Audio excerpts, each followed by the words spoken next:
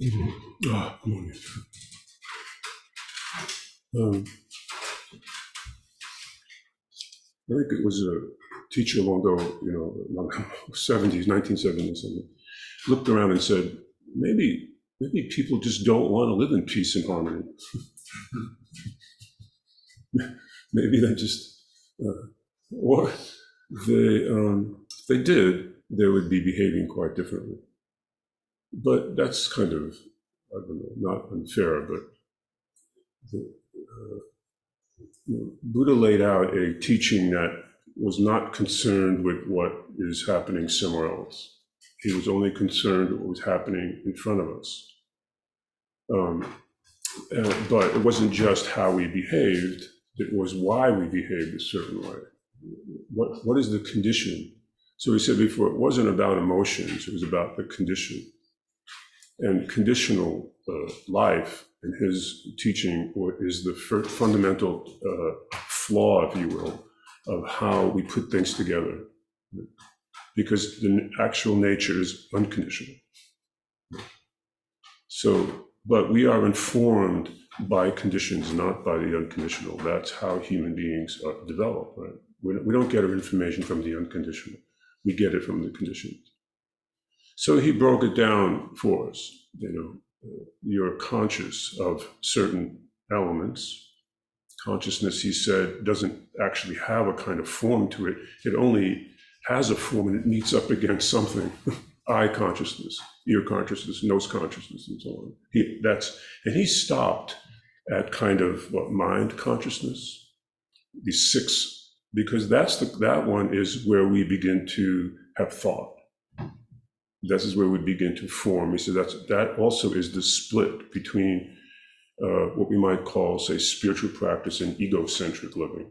That's the kind of form. So he just talked about what happens in that sort of universe. How do we adapt? How do we adjust to the unconditioned using our tools? His disciples, and those who came, delved a little deeper than that. They said, so they took the practice and they went a little deeper. And they said, what is this?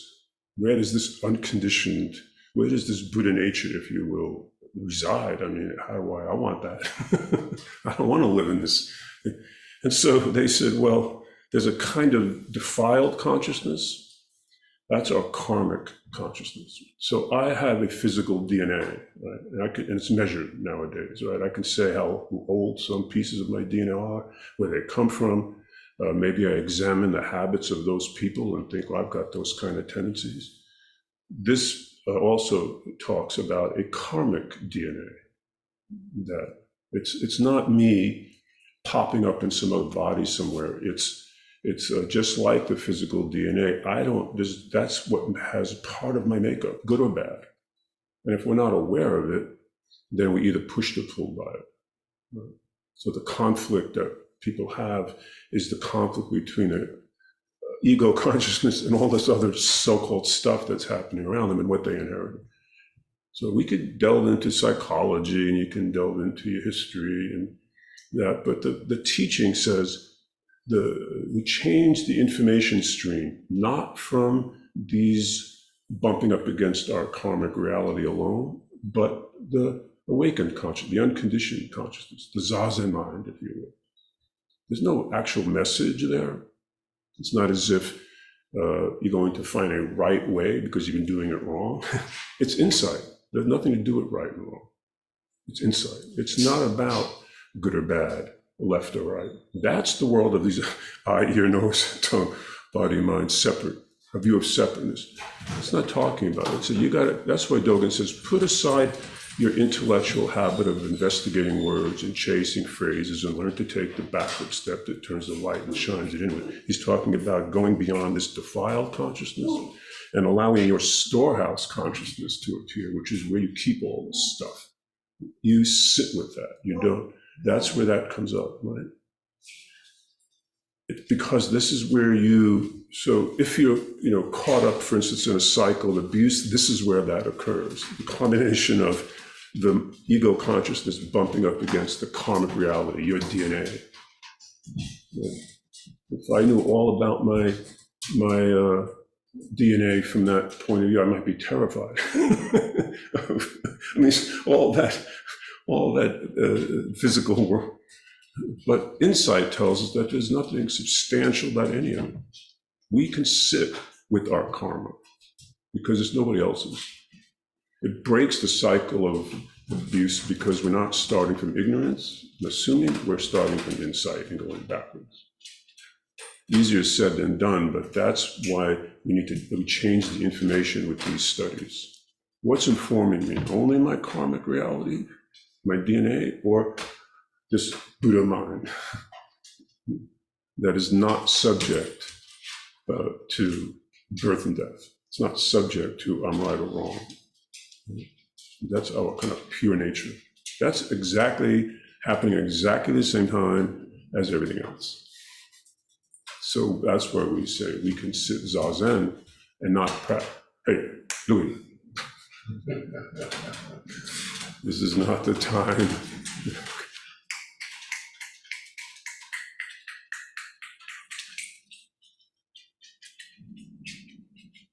Sit, sit.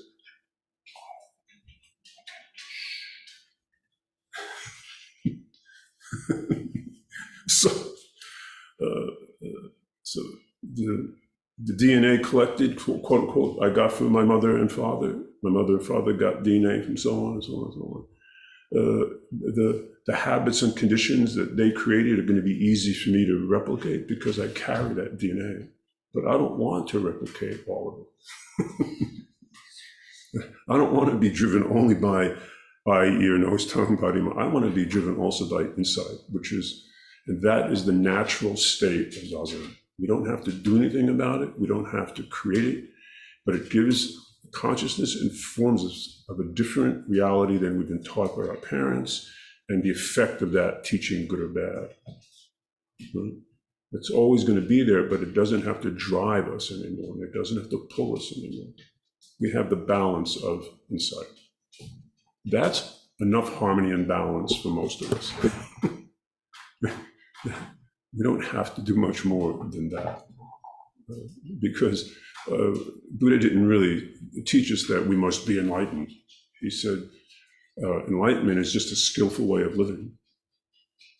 You're applying the right skills to the right, you're creating the right conditions. You're not driven by kind of a delusion of self. You're not driven by the illusions that creates.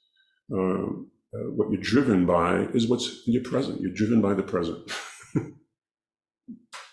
and being able to accept it, meaning not being subject to it, but just accepting it, is a big deal, because now we can begin to let that depth rise up, not the fragmented world that we need to have, but it doesn't help us much for spiritual practice. And the other teaching of these consciousness, this storehouse, and then, the other, after storehouse is Buddha nature, that consciousness.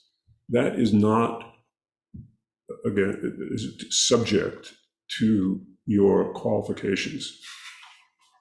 You don't have to be qualified to realize your true nature. It has nothing to do with that. It's already there. So in some faith kind of based devotional Buddhist practices, their feeling is they don't need to do anything more than put their hands together and recite the title of the Lotus Sutra. That's their ninth consciousness. That's all they're doing. They don't do anything else. Or Namo Amida Buddha, that's their ninth consciousness. They don't need to see the result.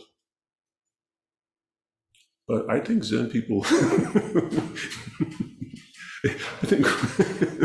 don't think we're satisfied with that scenario. We need a little more. Something to chew on, and we want to see more active examples. So we have a different practice. We move around in the world and make messes everywhere, but that's okay. Plant the right seed.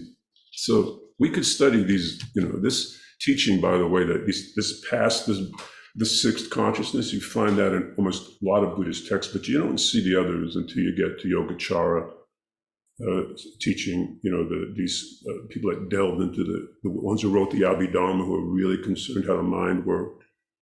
That's where you find these teachings. Zen kind of picked, the Zen school kind of picked which ones of these teachings worked for meditation and which didn't. The good for other. So this is wonderful meditation tool, but we don't attach ourselves to it or rely on it. That's the difference. It's not a reliable. It's what we do, but it's not something we're attached to. Zazen's impossible to be attached to, which is why we have difficulty with it. We want to attach ourselves to something called Zazen. So our discipline is not to create something to be disciplined about. Our discipline is to keep our eye on the skillful. And beyond this, what my parents gave me and what my history tells me, the real information is that that's just like a wave on an ocean.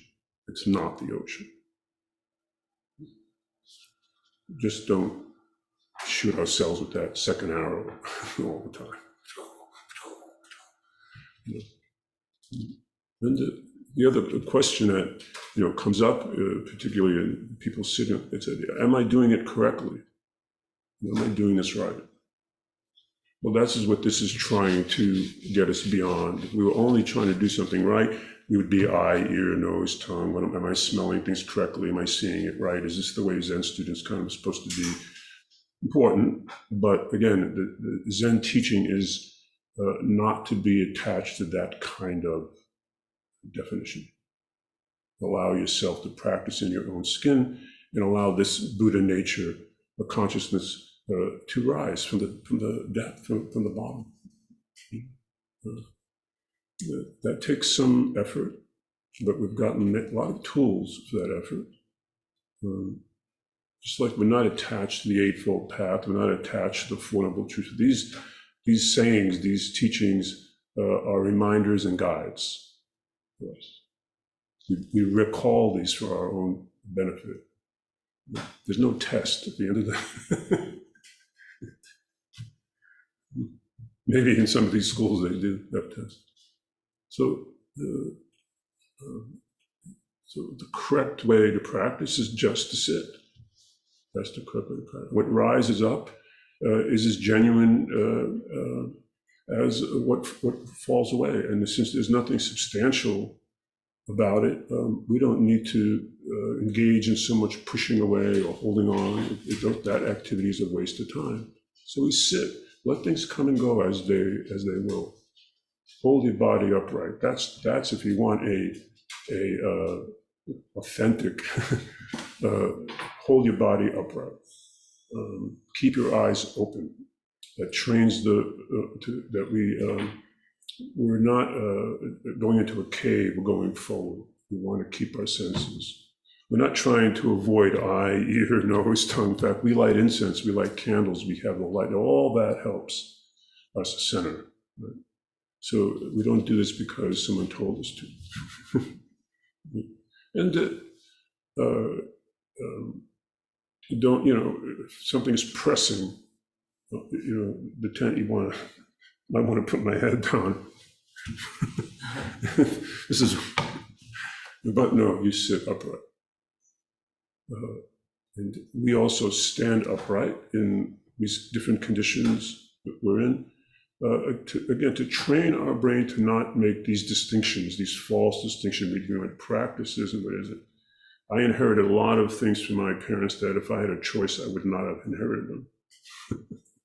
But there's no I that can make that decision. The I contains all of that. So sit with, confidence, something like that. You don't need to get better at it. You don't need to necessarily rid yourself of this and accept that, but insight. Look at things with insight. Non-judgmental awareness when you can, allowing things to settle where they are so that you can see clearly. And some things, no, I'm not doing that anymore. I'm not thinking that thought anymore. Buddha actually, in a scripture, he actually said that, he said, I'm sitting there and this ill will rose up in me. It just covered everything. And so I said, well, don't do that. I'm like, oh, gee, that was easy. That's a longer time frame for most of us. And he said, tell me how you did that. But his point is, we have a say in all of this. We are in the driver's seat of all of this. This is our practice. It doesn't belong to our parents. It's ours, so we own it. Want to live in peace and harmony, that shouldn't be a mystery. So it eludes most people. So we're not scientists. We don't need to examine everything, but we should be aware of everything. Okay. Thank you.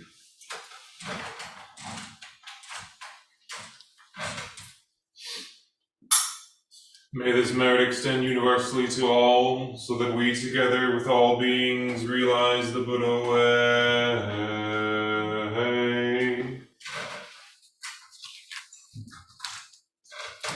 Maybe, hold on, do I have the name of that sutra? I don't think I do. There is a sutra, kind of a big name, Samdhi Nirmo Chana Sutra. It goes into some of this kind of thinking. And if you're really interested in it as a subject, the Lankavatara Sutra, which we do study in Zen, and if you have the wherewithal, study Yogacara. That means yoga of the mind.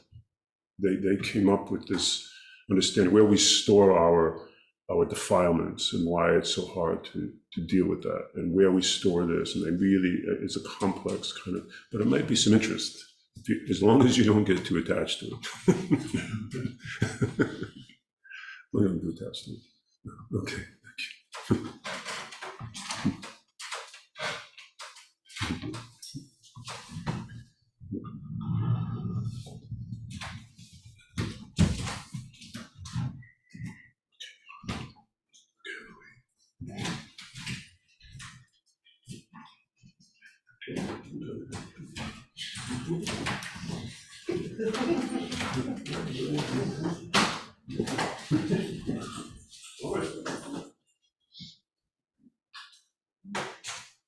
Fantastic.